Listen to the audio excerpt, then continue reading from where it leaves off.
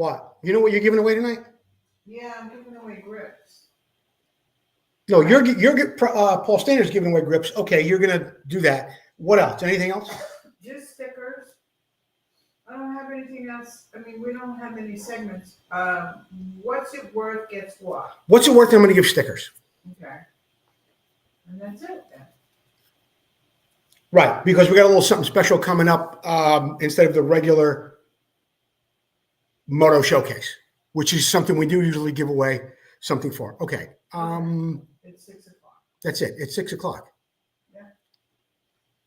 All right, 6 o'clock it is.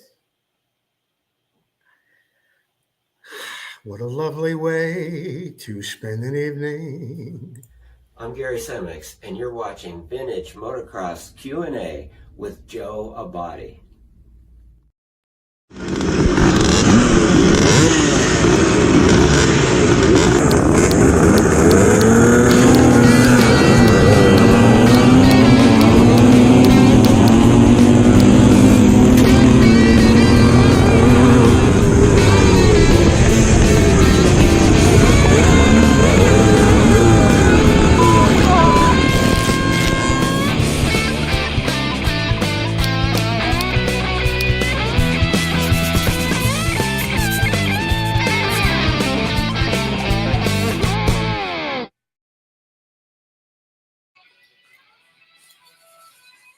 Good evening, everyone. It's Joe Abbate from sunny California, bringing you another live episode of Vintage Motocross Q&A. Thank you for joining me tonight, and we're going to get right into the medical end of the show. Susie, Tell everybody what's going on with your leg. Everybody asked me all week long, are you getting better? What's happening? I am getting better, and actually the doctor told me today that I could proceed with partial weight bearing and with a walker and a boot. So Outstanding. yeah. So, Oh, that's great. And I know a lot of people are sending in prayers and doing a lot that way, and we are very grateful for that. We're giving away what tonight on the show? we're giving away grips, Right? courtesy of Preston Petty Products. Yep. And some stickers, courtesy of Susie and Joe. And And that's about it? yeah. All right, then. I'll check back with you in a little bit. Okay then. That's it. Our correspondent, Susie, live at Vintage Motocross Q&A. I want to thank our sponsors, Racer X, the International Motocross Museum, Motion Pro, Vinco, Full Circle Racing, Preston Petty Products, and Sirius Studios. I have one of their shirts on tonight. Also, a new sponsor. So excited to have Steve Grandis and Bultaco East on board with us here at the show. I'll be telling you a little bit more about that in a little while. Hey, if you want to donate to the show, there's a link in the show description. It's the first thing. It's a PayPal link. You click on that, you can make a donation in any amount at all would be greatly appreciated. What else we got going on here? Steve Bauer, guy that does a lot, especially with the Big Air Kids Fair 2025. He does a lot with the Loma Linda Hospital, Children's Hospital, Trail Rider Magazine. Thank you, Kurt Flash.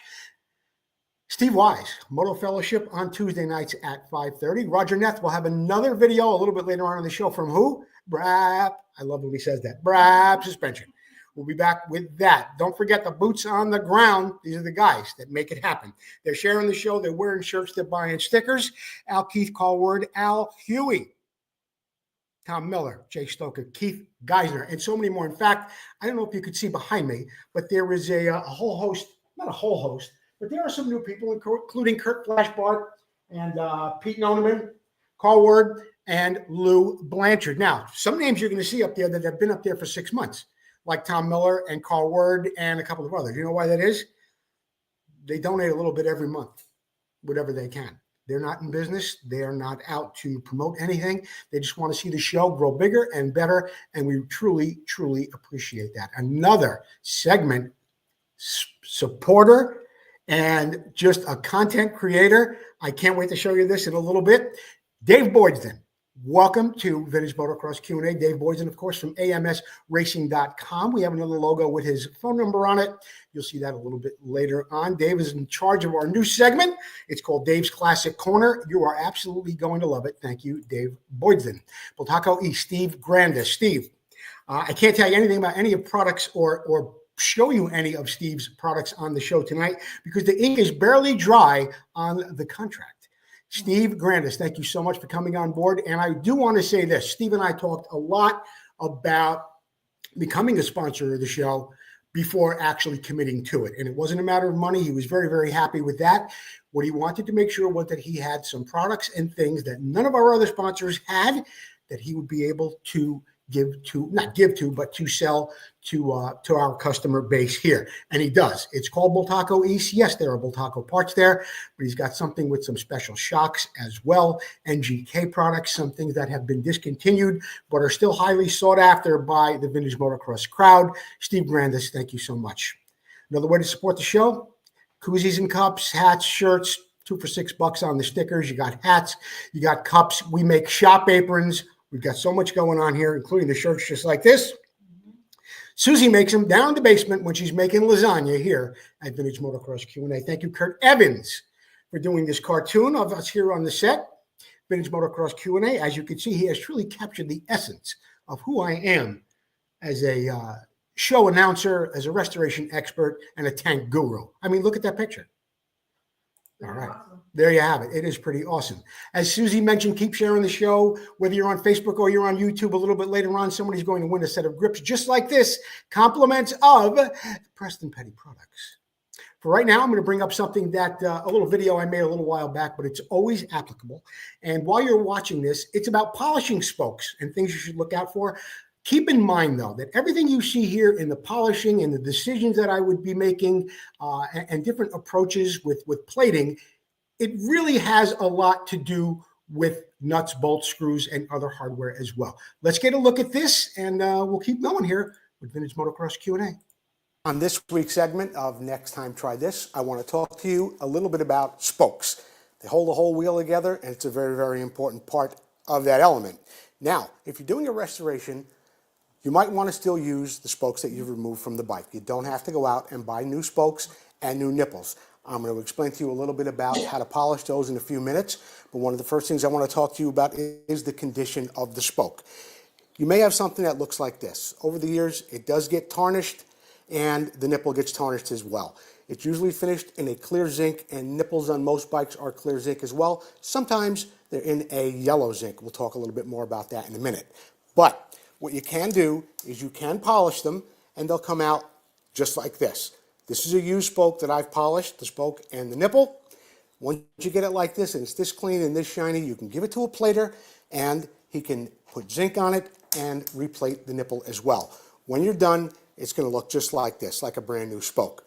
You can see where the yellow zinc is here on the nipple, and the rest of the spoke looks like brand new. What I like to do on my buffer, on the left side wheel, I have something a little rougher where I use with a little black emery compound. Make sure you have on a face mask, some eye protection, and of course gloves. That black emery compound on that little rougher wheel like that really cuts the tarnish and the oxidation off that spoke pretty quickly. You don't have to press too hard on there. Just be careful. You want to run it off the edge of the wheel like you see there. Make sure you get the threaded section as well. I move over to the right side of the wheel, and I apply a little brown compound. And this is really going to give me a little bit of a higher luster on the spoke. I make sure I get the flange, and I run it back and forth, and I get a nice clean finish, and it's ready for plating. It almost looks like it was plated at this point. With a small pair of pliers, a needle nose, I do the same thing on the nipple. Some other things that I'd like to talk to you about as well is the removal of the spokes. If you can, go out and purchase some good quality spoke wrenches like these. These are actually available from Motion Pro. This one happens to be one that came in the Yamaha toolkit. But they're nice and thick, and they'll get a real good bite on the spoke when you're going to take it out of the rim. Another thing I'd like to mention is, after so many years, you may have some nipples that are a little difficult to get out. What I like to use is this Amsoil metal protector. It's really great at penetrating the rusty stuff and lubricating things to get them out a whole lot easier. That's available from Amsoil. As you saw over in the polishing video, I used a little pair of needle nose pliers to hold the nipples so we can get those polished up as well. And when I got done, I had a nice clean spoke. Now remember, when you go to talk to your plater, you want to remind him that you want clear zinc on the spoke, but you want yellow zinc on the nipples, if that's what your bike came with. Honda Elsinores did come with yellow nipples, yellow zinc on the nipple, so you may want to get it back from the plater exactly the way it came from the factory. And something else I wanted to point out too is front and rear nipples on your bike may look the same, but if you look closely, they could be a little bit different. This one happens to be from the front. It's a little longer than the one that goes in the back. However, the one that goes in the back is about 7 millimeters at the shank, and the one in the front is only 6.5 millimeter. I'm pointing that out to you in the event you should have to go and buy new nipples. You'll get the correct size. They look the same. Remember, they're different. A couple of other things I want to mention to you while I'm thinking about it. If you're going to save your spokes, but you feel the nipples aren't really worthy of restoring anymore, you can't really go to Buchanan and order nipples separately. The thread pitch is going to be different than on an OEM spoke. So if you're going to order new spokes from Buchanan, order new nipples from there. If you're going to use your old spokes, check what the thread pitch is. If it's an OEM spoke, you're going to have to look for OEM nipples in order for them to be compatible with the spokes when you put the whole thing back together again. So next time, try that and keep all those things in mind when you go to do that project.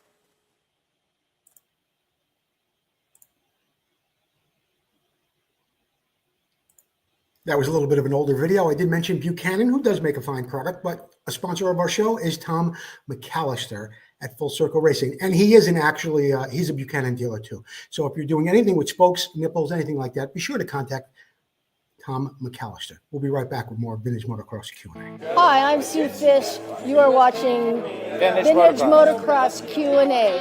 We'll be right back.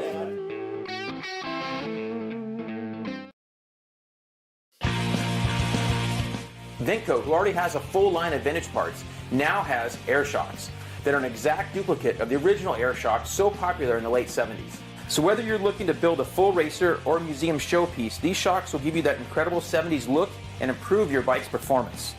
These new air shocks are fully rebuildable with Vinco rebuild kits, and all shocks are hand assembled in the USA with all new components. Every component is brand new. Just like the originals, our air shocks are adjustable with 2 chambers, high and low pressure, giving you tremendous flexibility for settings of your bike suspension. The Vinco air shocks come fully assembled and ready for installation. Just add air or nitrogen. The kits include the manual and spacers. Visit Vinco.com to check out the air shocks and all that Vinco has to offer to help you get back on track and to keep that ride going.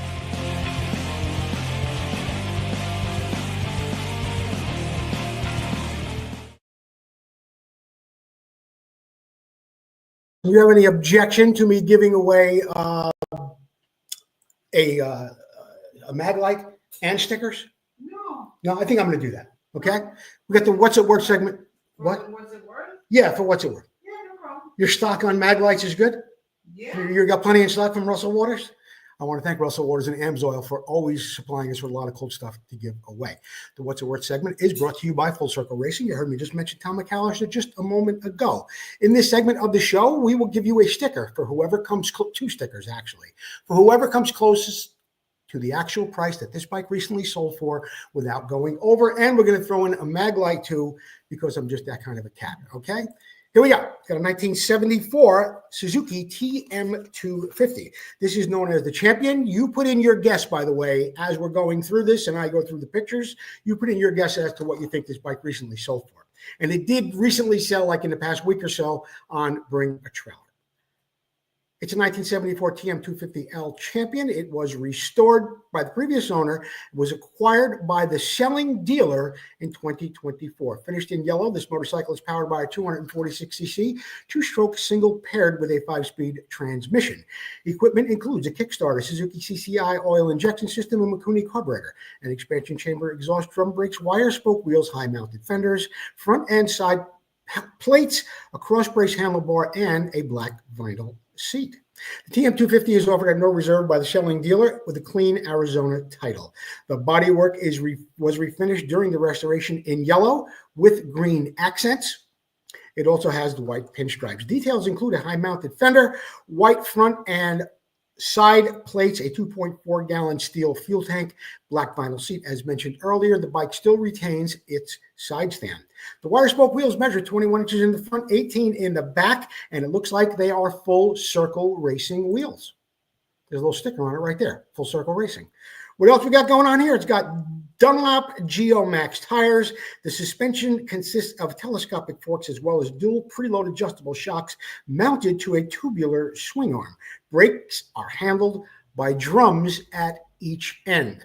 Well, you saw the bike. I showed you the details. The hardware looks like it's done on the bike. I like what I'm seeing as far as paint, as far as plating goes. I like what I'm seeing at the engine area in the bay there, the way the hardware is finished. He's got the correct Suzuki stickers on it.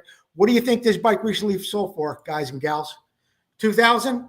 25? I guarantee the guy's got 4,000 in outside services and paint and powder coating and things like that. Guaranteed.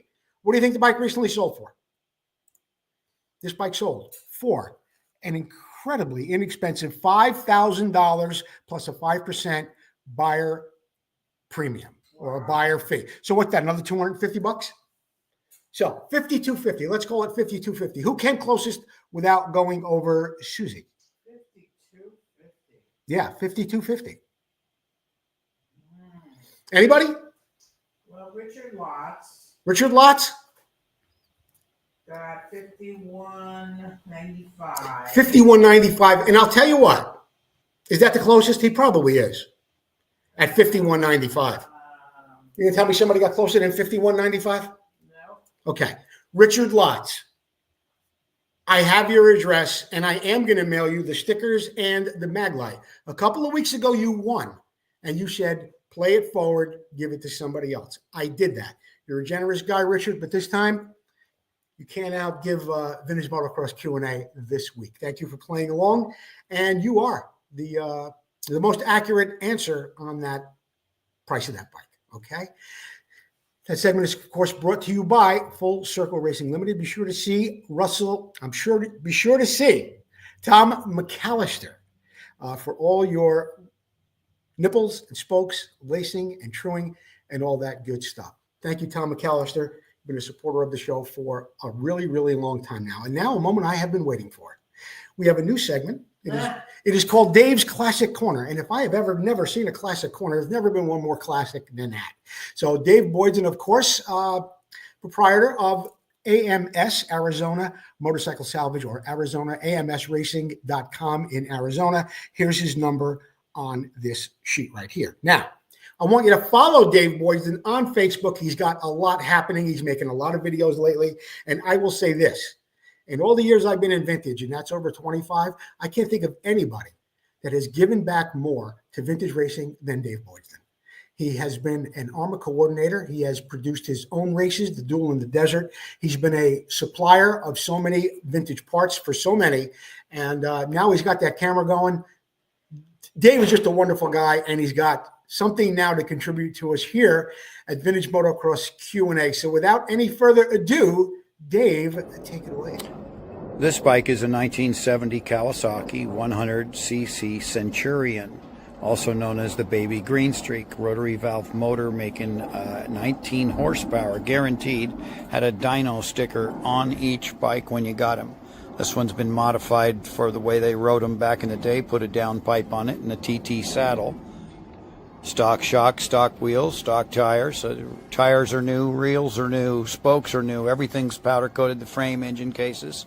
Motor's got a new rod, good cylinder, new piston, clutch, all bearings and seals. Got the fork brace on it, just like when it got your Dunlop K70 325 tires and your Flanders TT bend handlebars right here. All stock controls, stock paint job. It's a good looking little motorcycle.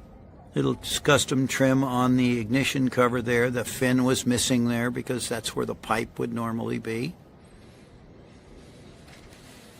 Factory type number plates.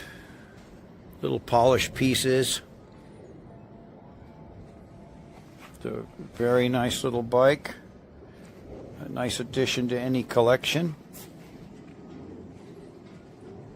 The little 100cc Kawasaki Centurion.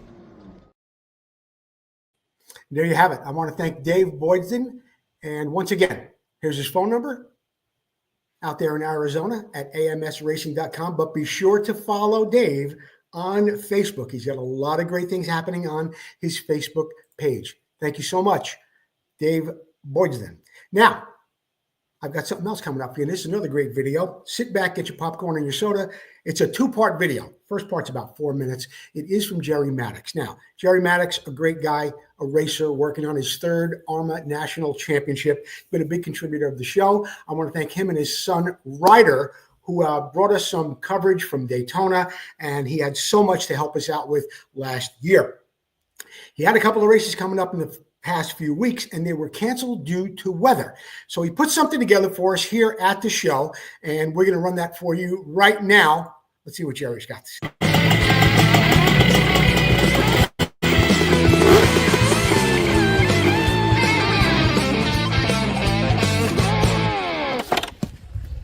Hey everybody, get this bad boy on the stand.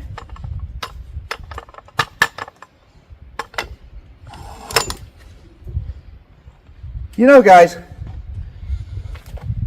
back in the mid-70s, long before I'd ever raced a motorcycle, I dreamed of having a CR125.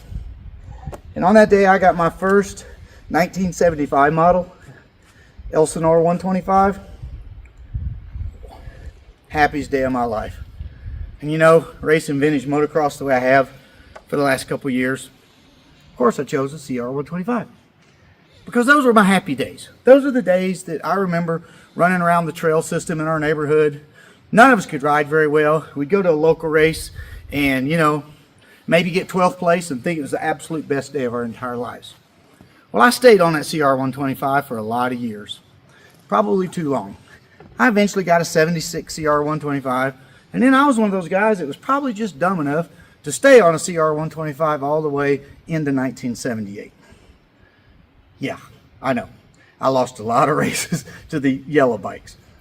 But in 1978, Honda redeemed themselves with me and invented what was called the first CR250R. Now, this guy you're looking at here is a 1980 CR250R, but it's essentially the same bike, slightly improved. But when I got that 78 CR250, guys, my revenge was on. That's the day I become a real motocross racer. That's the day that I actually started winning a few trophies, running around the local circuit, eventually got into the B class and was doing really, really well. You know, and then eventually went through 79. Then I came into 1980.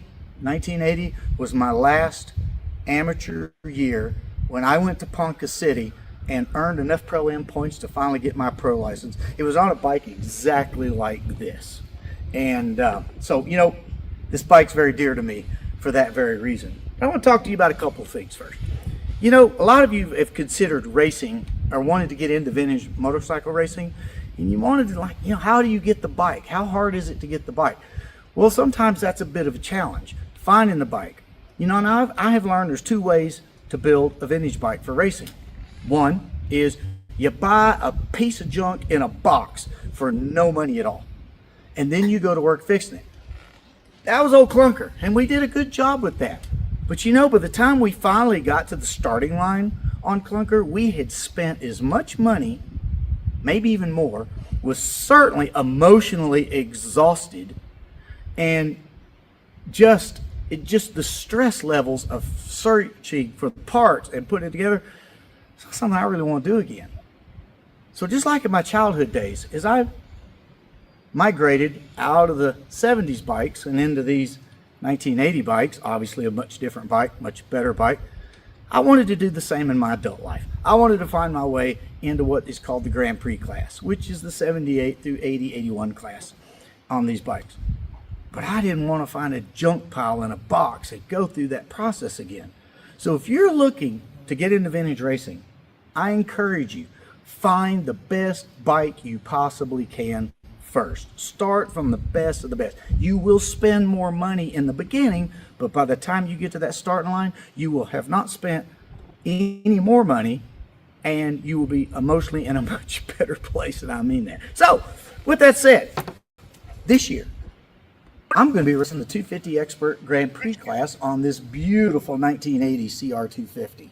And this bike, as you see it sitting here, is almost exactly as it was when I paid for it. Now, with that said, I'm a big suspension guy. So we're going to go around, do a little walk around the bike, and I'm going to tell you some things about the bike, show you what little changes I've made to it. But this bike is basically almost exactly as is the day I paid for it. And I'm in a much more emotionally better place to race this bike than I was my first day with Clunker. But let's take a walk around this bike and just let me show a few of the special things about it. So starting from the front of this bike, first of all, I'll stop for a second and say, is that bike not beautiful? I mean, Honda did such a good job. You know, one of the trivia points on this bike is this is the first bike, and maybe even the only motocross bike ever made by Honda in the United States of America. Honda in 1980 built a plant, I believe it's called Maryville, baby, and that's where they assembled these, and I believe they assembled one of the Gold Wings there too. But this bad boy is as American Japanese as you can get. Okay, starting at the rear of this bike, you can see I have Öhlins suspension on it. I am a real stickler for suspension, and I'm a real stickler for Öhlins suspension. They have done me right through my entire racing career, and today is no exception. So we have some wonderful Öhlins gas shocks mounted, and they are set and dialed and valved specifically for me. I have a PFR aluminum silencer on that sooner or later will be mated with a custom PFR pipe that they're working on building for me now. The motor is box stock.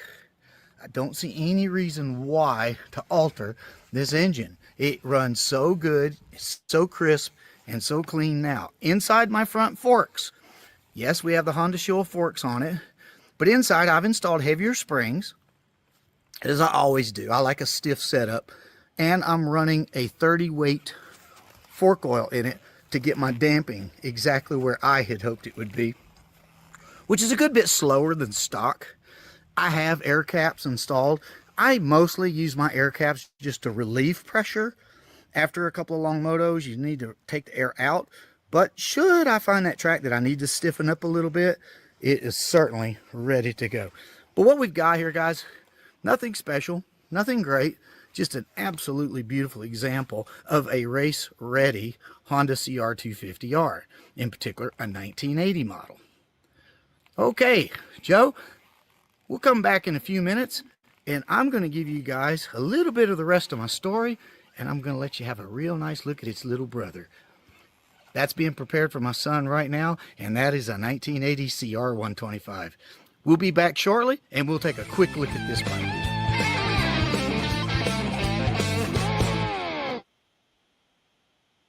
Yeah, thank you, Jerry Maddox. That was absolutely fantastic. I really enjoyed that segment, and we just got that done this afternoon. Actually, Jerry just got it done this afternoon, and we were able to whip it up and put it here on the show.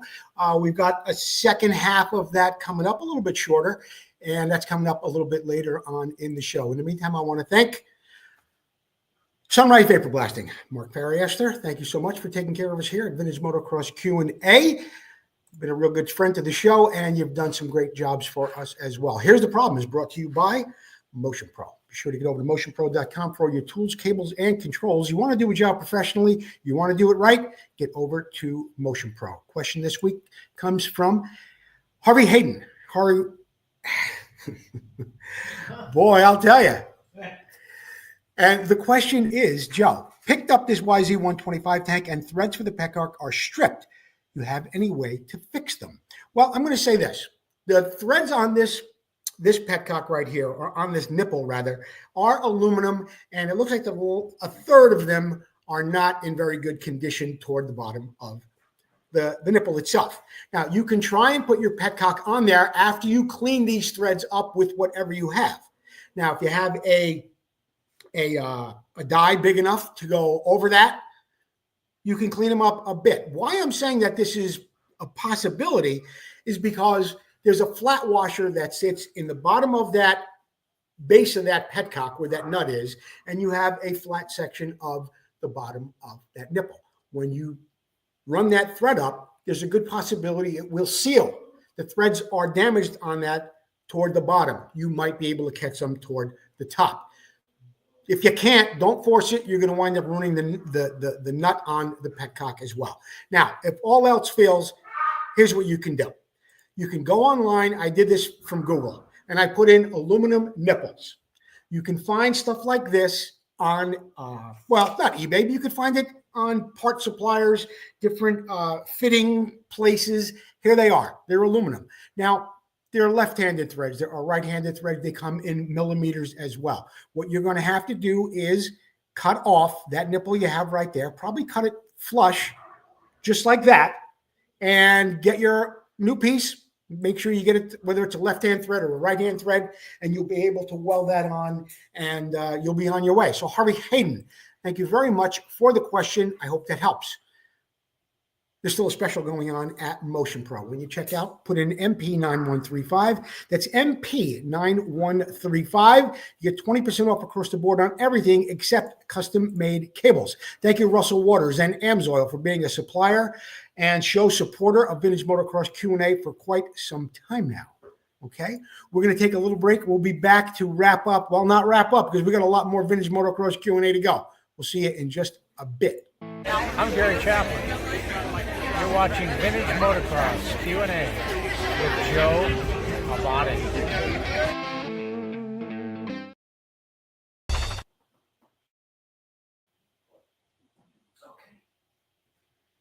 Where's my commercial? Motocross struck America, coming from Europe like a lightning bolt, striking the hearts and minds of people all across the country and the world. Battles of intense racing and cutting rivalries with loyalty to brands and heroes intensified as years of blood, sweat, and dirt flew through the minds of those memories of champions as they wrestled their machines through almost impossible tracks. But where are those past champions? And where are their bikes? Terry Good, an ex-pro motocross racer, has made it his life mission to honor these heroes and the bikes they rode to stardom.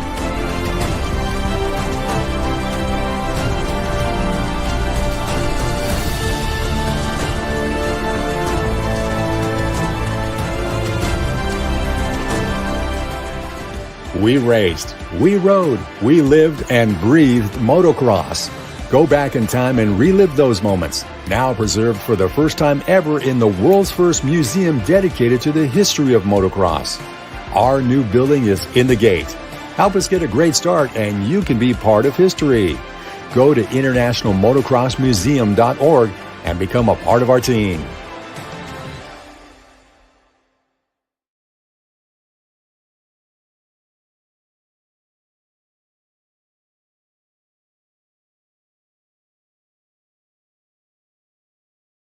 The International Motocross Museum is a not-for-profit 501c3 organization. Be sure to get over to internationalmotocrossmuseum.org. Got plenty of nice swag over there, boys. A lot of hats, posters, shirts, clocks, all of it 100% tax deductible. Make your donation to the International Motocross Museum. And if you haven't seen the floor plan, well, here it is. This is just part of it. It's a 100,000 square foot building that is presently unoccupied, but will be occupied by the International Motocross Museum sometime in 2025. If you take some time to look at this sketch, you see that the coster display alone is over 10,000 square feet. At the International Motocross Museum, it is happening in North Chicago. Thank you, RacerX, FastGuyStuff.com, and Ben's Vintage Mini Bike Podcast. Thank you guys for being supporters of the show, for sharing the show, and for all you do. I mentioned it earlier. I want to mention again. Thank you, Steve Grandis and Bultaco East up in Schenectady, New York. Steve, I only see usually just once a year at the York Swap Meet. But yeah, we've stayed in touch, and I talked to Steve about becoming a sponsor of Vintage Motocross Q&A. We got all that hammered out, and in the next week or so, I'm sure by the next episode of the show, we will have some specials and things going on from Steve Grandis and Bultaco East. Did you know? This is a part of the show that Jeff Kokoski works on every week, and boy, does he do a nice job on this. Jeff Kokoski, and did you know about NGK spark plugs? Anyone that's been around motorcycles, especially Japanese brands, for any amount of time immediately recognizes the NGK brand as one of the leaders in producing performance spark plugs necessary to keep an internal combustion engine operating. But did you know how NGK got started? Situated between the cities of Osaka and Tokyo near Japan's Pacific coast lies the industrial city of Nagoya, the fourth most populous metropolitan area in Japan. It is also home of the Mitsubishi Aircraft Company, which made the area a prime target for Allied bombing raids during World War II. The Nagoya region lies in a low-level plateau that contains an abundance of clay. Some of the finest pottery and porcelain in all of Japan comes from that area of this country. But the quality and the abundance of the clay also fed Japan's need for industrial ceramics. In November of 1936 in Nagoya, the NGK spark plug company was spun off the NGK insulator division of a company called Toyotaki. Toyotaki, later called Toto, used the region's high-quality clay deposits to produce sanitary ceramics, toilets, wash basins, and sinks, while NGK insulators produced industrial ceramics, batteries, electrical insulators, like you would see in high-voltage transmission lines.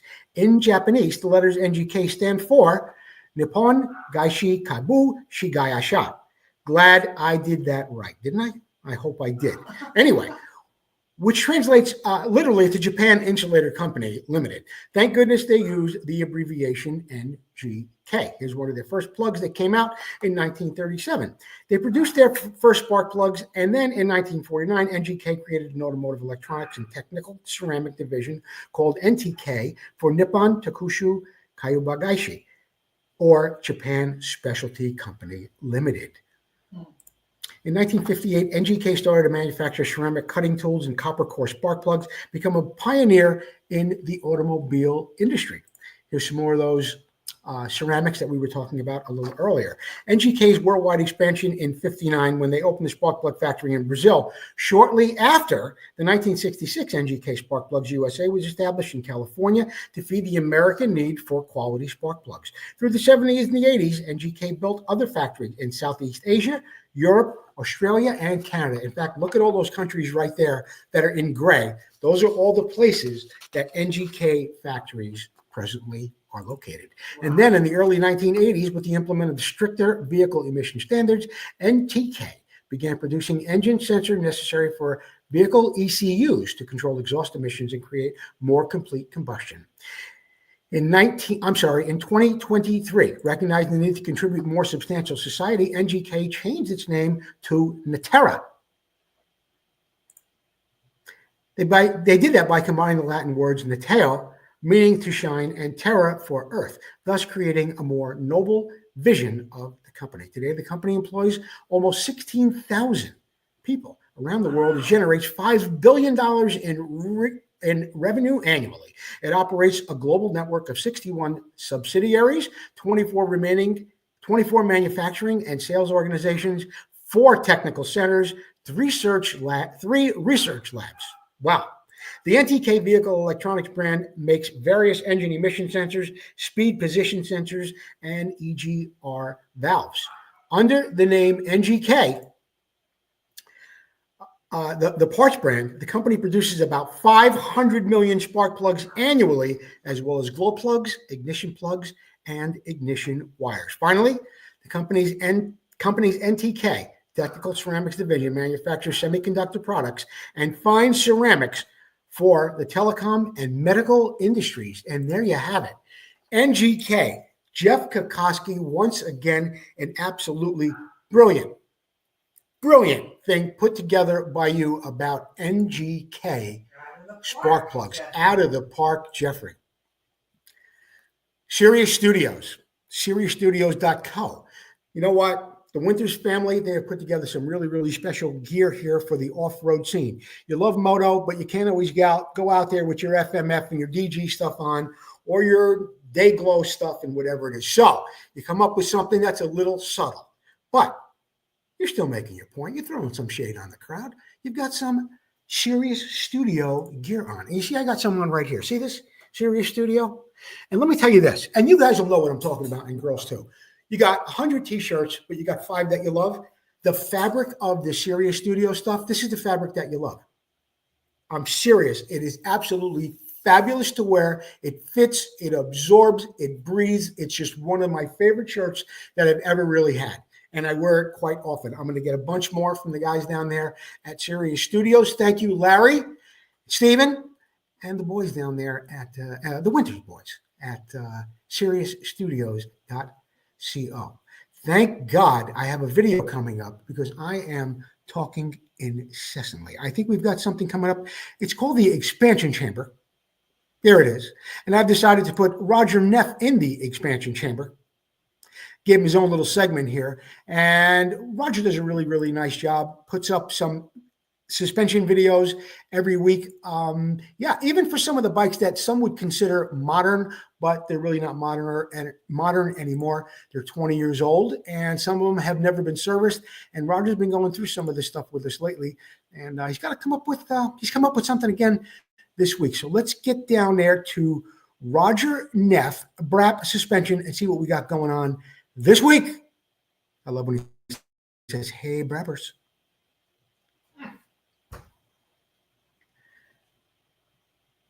Here he is. Brappers, how you guys doing? We're in the Brap shop. Got you in the work cam here. We'll see what we got tonight. On the bench, we have a set of forks, WP open chamber forks from a 2005 era KTM.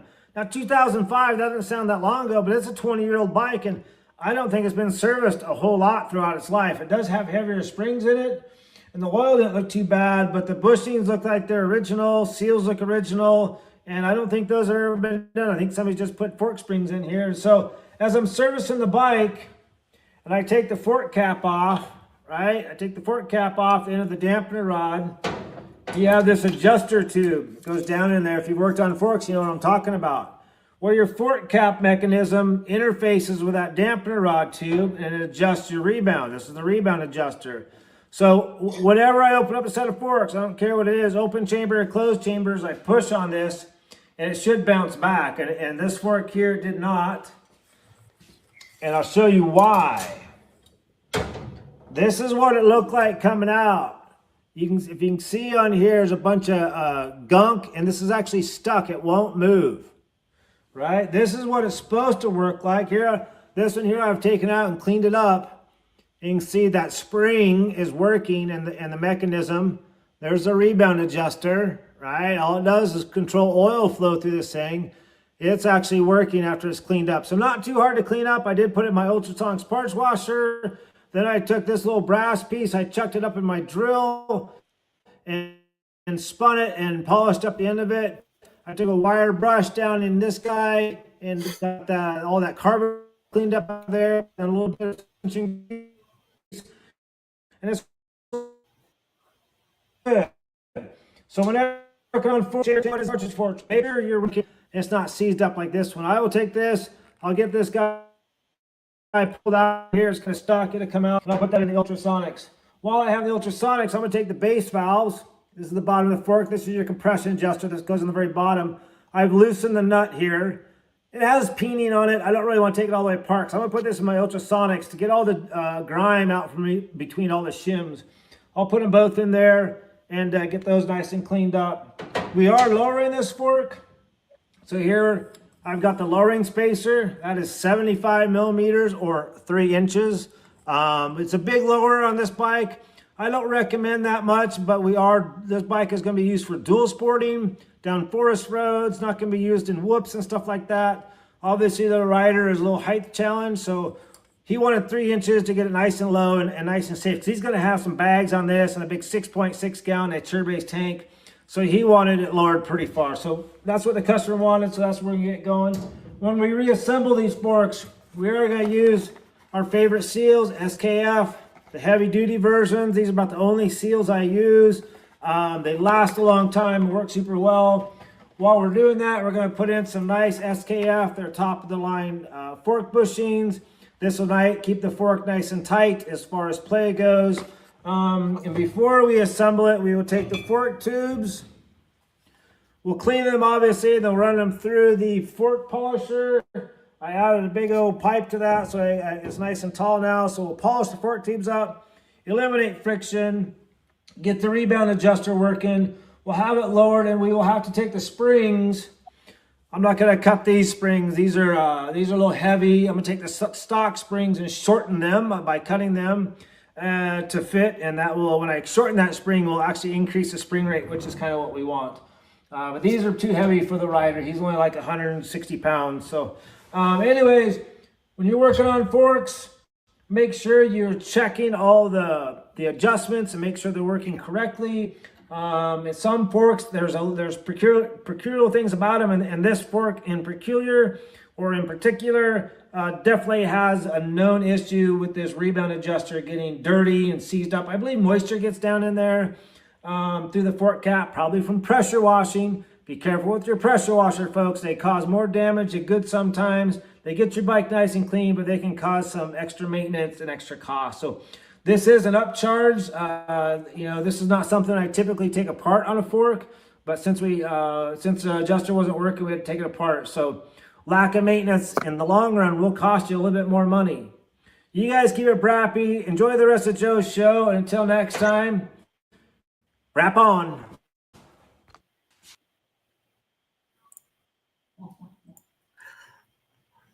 Roger that. I absolutely love this guy, and I love his videos as well. Now, listen, it's Brap Suspension. It looks just like this, okay?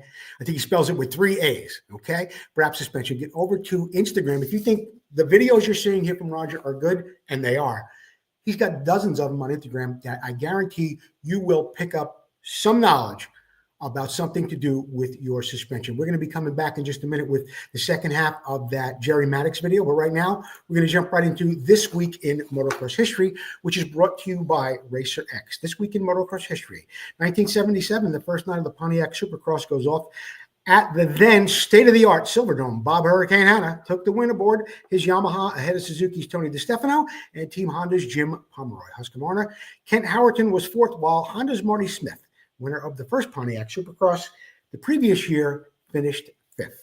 1984. And in what we still wish was the worst April Fool's joke of all, it was the last AMA National at Saddleback Park. And it was swept by Honda riders David Bailey in the 500 class, Ron Lachine, 250, Johnny O'Mara in 125. Within a few weeks, the organization that owned the land, the Irvine Company, shut it down due to insurance costs, and also they had their hopes on developing the land. Cruelly, Saddleback Park still sits out there, unridden upon and unbuilt upon.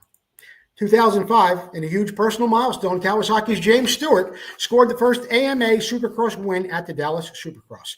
This was the race where Stewart battled with Yamaha's Chad Reed and Suzuki's Ricky Carmichael. Stewart had missed most of the earlier races after breaking his arm in practice at the Phoenix round back in January. This win is his first of 50 career wins, second on the all-time list behind only Jeremy McGrath, who has 72. And what else happened in the 125 class that night? Monster Energy Pro Circuit Kawasaki Grant Langston got the win over Suzuki-mounted Davey Millsap and his Kawasaki teammate, Matt Walker. I always like to mention my friend Grant Langston wherever I can. Langston Motorsport down in Paris treat us very good. I am the MC for their bike show every year, and we always have a wonderful time down there at their home in Marietta. Now, as promised, I am going to give you the second half of the Jerry Maddox video. Not as quite as long as the first, but he does talk about the 125 that he had built for his son, Ryder, in this section of the show. So without any further ado, let's get it on with Jerry Maddox.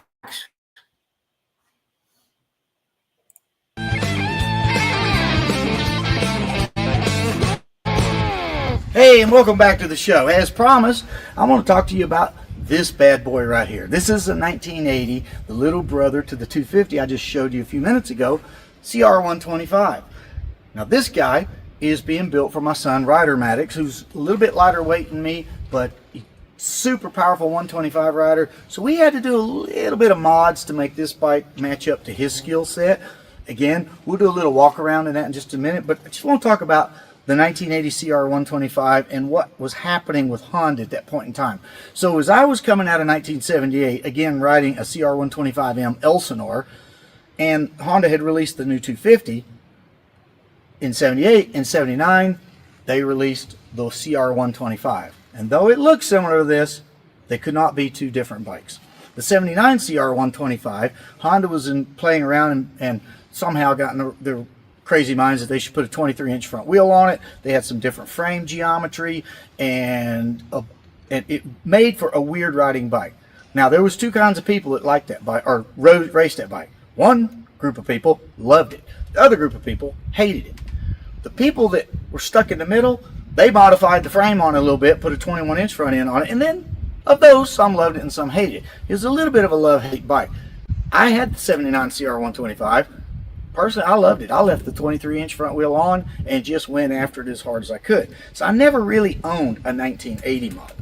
But in 1980, Honda decided again, we're going to reinvent the wheel. And this is the last Elsinore, along with the 250, that it belongs to the twin shock air-cooled era of motorcycles. It would be 1981 when everybody went water-cooled, single shock, etc., and the rest is history. So this is a very special bike to me. This is a bookend bike. My 74 Elsinore CR125 clunker is the left bookend. The 1980 CR125 is the right bookend, and it's the beginning and the ending of an era of the air-cooled twin-shock Hondas, and Elsinores in particular. So, with that said, the 1980 bike was a very perfected bike over the 79, and it was a very successful bike on the track. It started putting Honda back on the map. I'm not saying it was better than the yellow bikes, but it was really just as good, and that made guys like me be able to ride and have a fair chance at winning. The CR250 in 79 was stellar bike, also a great bike.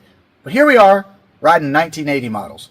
What one might say is the best of the best, or the perfected of the twin shock air-cooled Honda era. So let's take a look around this little guy and see what's different about it and what we're doing slightly different to make it set up for Ridermatics as opposed to myself.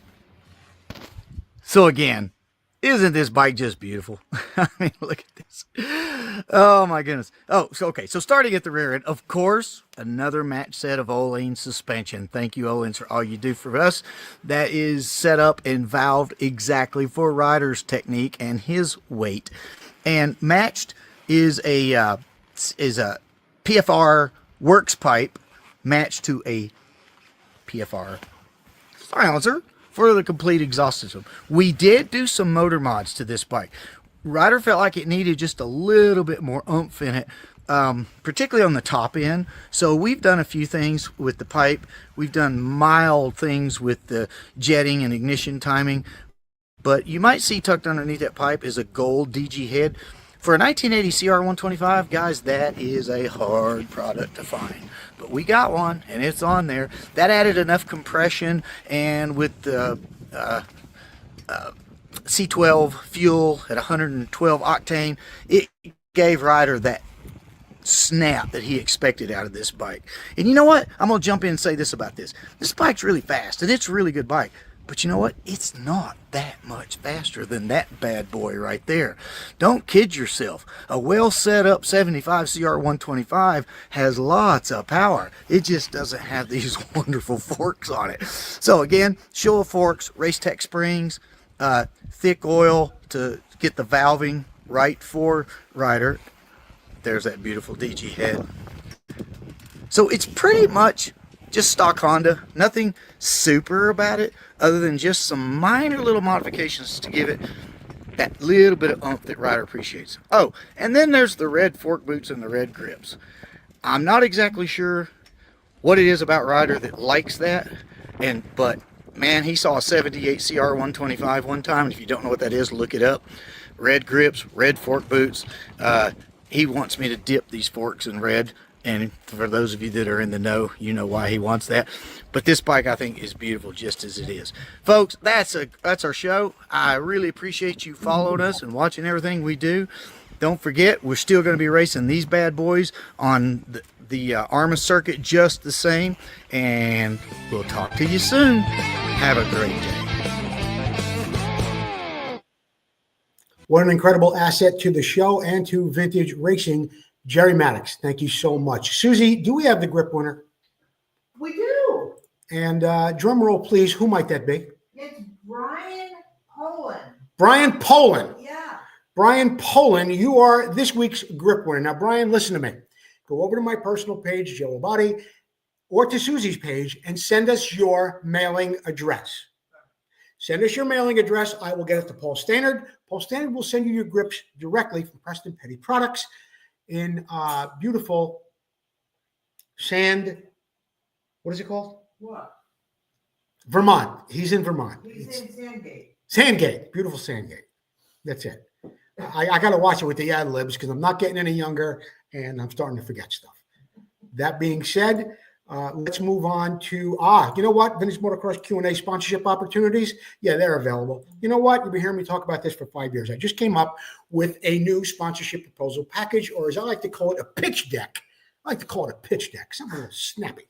Now, I sent those out, and within a week, Steve Grandis came on as from Bultaco East, and I've got some interest in some other people as well. Rates are extremely competitive, considering that we reached over 1 million people in 90 days. Don't believe it? Facebook doesn't lie. The numbers are right there. I put it in the pitch book. I show you the graphics. I show you the metrics, show you the whole thing. A lot of people share the show. A lot of people are watching the show after I do it live. So ask me about that, and I will get you a pitch book, and you could get in the mix here at Vintage Motocross Q&A. All right? What else we got coming up? Okay, now we have some events coming up. ACR, American Classic Racing, my first club. Well, actually, ARMA was my first club for 1 year back east, but ACR, they've got some great races coming up, and I mean, look at this. They've got Unadilla, Broome Tioga, which is Binghamton, and Southwick. 3 of the most legendary tracks in America, and they're all on the schedule for ACR. Get over to acrmx.com. Check out their website. You'll see what's going on over there. ARMA Northwest has got a new event coming up, and you know when it's happening? In 4 days. So after you watch this, go out there and wash your bike, get your clothes ready, wash your socks that have been in your bag since the last time you raced, get packed up, and April 5th through the 6th at Chrome, okay? There you have it, at, Chrome. And there's all the information right there. So what an event, 3 days, we're going to have a great time. All right? Very good. Stevie Wonder could see this better than I could. That's how small the print is on this. I can't wait until this race takes off. This way I never have to read this announcement again. April 12th at Shady Acres, motocross, cross country, Friendsville, Maryland. It's all happening there, okay? And let me tell you something. You guys there at, what is it? What is this even called? Vintage Motorcycle Motocross Grass Track. What is, it's an ARMA. It's a Mid-Atlantic ARMA event. Let me tell you something, guys. Get all this small print off of here. Nobody cares. Just put down where the race is, what the date is, who some of the sponsors are, and cut to the chase. Nobody cares about all that other crap that's on there. Believe me, I don't like reading it. They don't like hearing it. You can't even see it. I can't even see it. See, this is the way it should look. Debbie Burnworth, not only is she beautiful, she's smart. Paris Raceway, Verona, Glen Helen, the 12th, the 18th, and October 4th. Short and sweet. Short and sweet, just like Debbie herself. Okay? There you have it. What else I got happening here? Oh, the CZ race in Maryland. This is pretty cool. 3 days of racing, bench racing, all types of classes from minis to modern, April 25th, 26th, and 27th. What? It's not Maryland, it's Marysville. Yeah, Marysville. You said Maryland. I told you I'm getting old. It's at MMX in Marysville, California. I'm going to be up there probably on Sunday. Okay. What else we got? Oh, my dear friend George Ackerman. He makes a nice banner. I could see it. Mini Bike Show and Swap, April 26th. That goes from 10 to 4. It's on Country Line Church Road in beautiful Ruther Glen, Virginia. There's free food and fun for everyone. What else we got? Yeah, I can't see this.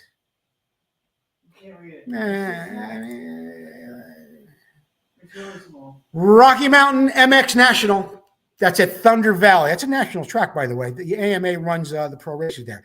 That happens on May 22nd and 23rd and 24th. Okay, I can read it. The problem is the picture, when I put it on the screen here, it gets a little bit small. So yeah, my eyes are not that great. The print is small. I don't put it up in the right size. And my hearing is fine. All right, look, the biggest news to happen since sliced bread. Brad Lackey is this year's Grand Marshal at Vintage Motorcycle Days in beautiful Ohio. You'll go for the heat, you'll stay for the humidity. That happens in Ohio. That is the 2025 AMA Vintage Motorcycle Days. Brad Lackey is the Grand Marshal. Okay? Now, that is really, really it. There's only one thing I want you to do, Sue. This way I can redeem myself here a little bit. What are we having for dinner tonight? Oh, some kind of chicken thigh slice. Who's cooking? You are. How have I been doing in the kitchen, baby? You've been really upping your game. I have. And I have never been one to cook, but Susie has been walking me through it. We've been having a lot of fun. Because of Susie's condition, we're having a lot of fun in the kitchen these days. Yeah. And things may return to normal as her healing progresses. I don't know about that. Maybe I'll have you continue to cook. Oh, well, that's a very, very good possibility. You know what? I had to put the dog in the house because he was making too much noise. But I know you all get a big kick out of him, so let me get him. Susie, back up your scooter here. Don't go away. I'm not signing off just yet. Gino! Gino! Go on, go like that. Come on, Gene! Come on. Come on, Gene. There you go. Okay. That wraps it up for, what's the matter with you? That wraps it up for this week's episode of Vintage Motocross Q&A. I want to thank Jerry Maddox, all of our sponsors. Welcome aboard Steve Grandis and everybody else who watches the show and keep sharing it. We thank you so very, very much. We'll see you next time on Vintage Motocross Q&A.